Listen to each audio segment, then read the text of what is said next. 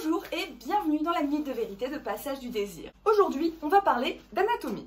Quand on parle des zones érogènes vaginales, on s'attache généralement beaucoup à parler du point G. Sauf qu'en fait, dans le vagin, il y a plein d'autres zones de plaisir. Du coup, aujourd'hui, on va parler du deep spot.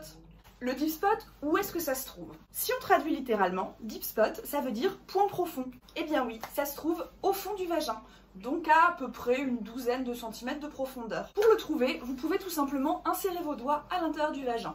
En longeant la paroi vaginale, vous allez vous rendre compte que d'abord il y a une zone lisse, puis une zone striée, puis à nouveau une zone lisse, puis un petit creux.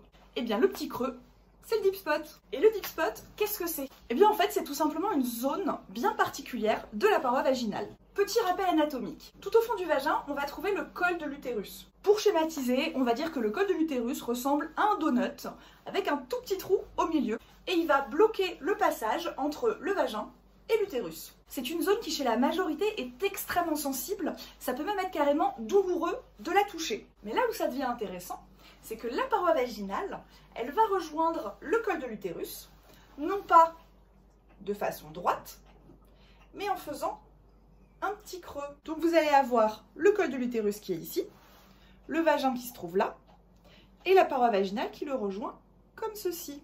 Et bien ce petit creux là, c'est ça le deep spot. Il va se trouver sur tout le pourtour du col de l'utérus. Mais il est quand même beaucoup plus marqué à l'arrière et à l'avant. C'est ce qu'on va appeler le rétrospot à l'arrière et l'antéspot à l'avant. Bon, tout ça c'est bien joli, mais comment est-ce qu'on le stimule? Tout simplement avec des pénétrations profondes. Mais attention, encore une fois, on veut aller chercher le deep spot, mais pas le col de l'utérus. La clé, c'est tout simplement que l'angle de pénétration ne soit pas complètement parallèle au vagin, mais soit en fait légèrement à l'oblique.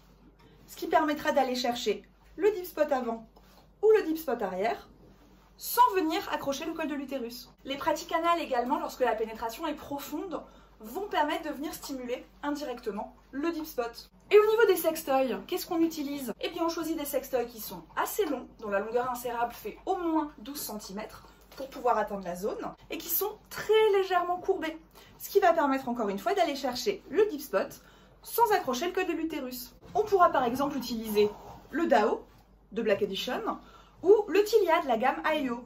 Ensuite, vibrant ou pas, honnêtement, c'est vous qui voyez. Et voilà, c'était la minute de vérité de Passage du désir. J'espère que ça vous a aidé à y voir un petit peu plus clair dans le monde fabuleux, mais parfois un petit peu compliqué des sextoys.